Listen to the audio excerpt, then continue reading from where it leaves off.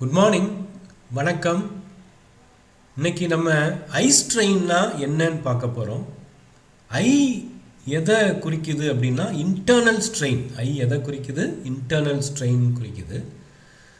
நம்ம ஏற்கனவே there are other there are three types of strain. There are three types of steric effects or ring size effects. Eye strain is the effect of ring size. Mainly eye strain is due to ring size effect. Okay, so அதனால் due to steric bulky ring size effects there are three types of strain: F strain, front strain, B strain, back strain, I strain, internal strain. இதில் நம்ம ஏற்கனவே F strain, B strain பார்த்துட்டோம். இன்னைக்கு நம்ம ஐ ஸ்ட்ரெயின்னா என்ன ஒரு உதாரணத்தோட with example will study here.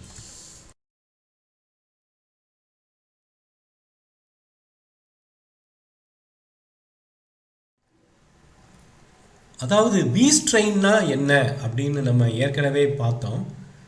It involves direct steric clash behind the nitrogen or boron center on adduct formation.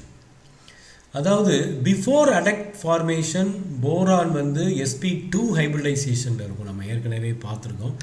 அந்த பி ஸ்ட்ரெயினை பாருங்கள். ஆஃப்டர் adduct formation போரான் வந்து sp3 ஆயிடுது. அப்போ என்ன ஆகுது அப்படின்னா they are forced to fold back behind the boron center. Boron சென்டரை பின்னாடி வந்துடுது. இப்போ பாண்ட் ஆங்கிள்னு பார்த்தீங்கன்னா ரெடியூஸ் ஆயிடுது. இந்த பாண்ட் ஆங்கிள் வந்து 109.5 டிகிரி 120 இருந்தது.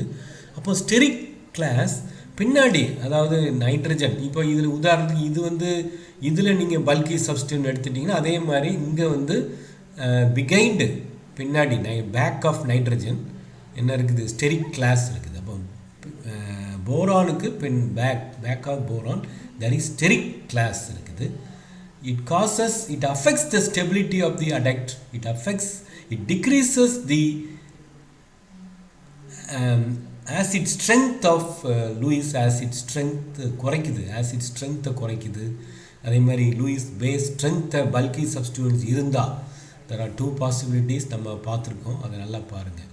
So it involves direct steric congestion behind or back of the nitrogen or boron center on adduct formation. F strain அது பேக்னா இது ஃப்ரண்ட். இதில் பாருங்களேன், நைட்ரஜன் இருக்குது. ஃப்ரண்ட் சைடு வந்து அட்டாக், ஃப்ரண்ட் சைடில் ஸ்டெரிக் ஹிண்ட்ரன்ஸ் இருக்குது. அதனால தான் இது எஃப் ஸ்ட்ரெயின் நம்ம சொல்கிறோம்.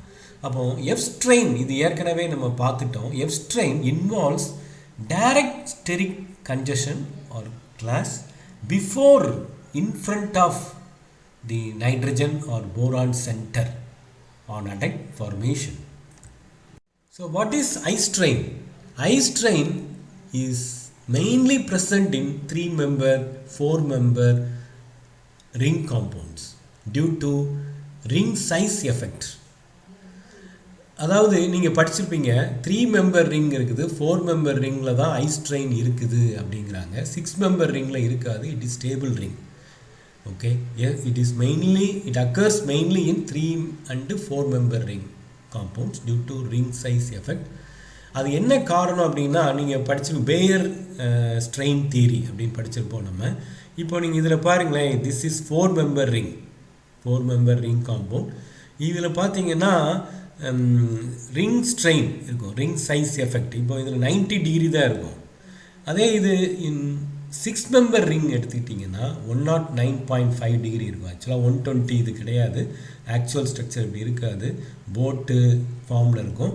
அப்போ வந்து இந்த பாண்ட் ஆங்கிள் வந்து 109.5 டிகிரி இருக்கும். அப்போ பார்த்தீங்கன்னா திஸ் இஸ் மோர் ஸ்டேபிள். ஆனால் இது வந்து unstable because of ring size effect. அப்போ it involves deviation or deformation of bond torsional angles away from more stable local geometries. ஸ்டேபிளாக இல்லாமல் இருக்குது. Thus it is more important for Lewis base centers embedded in rings or clusters.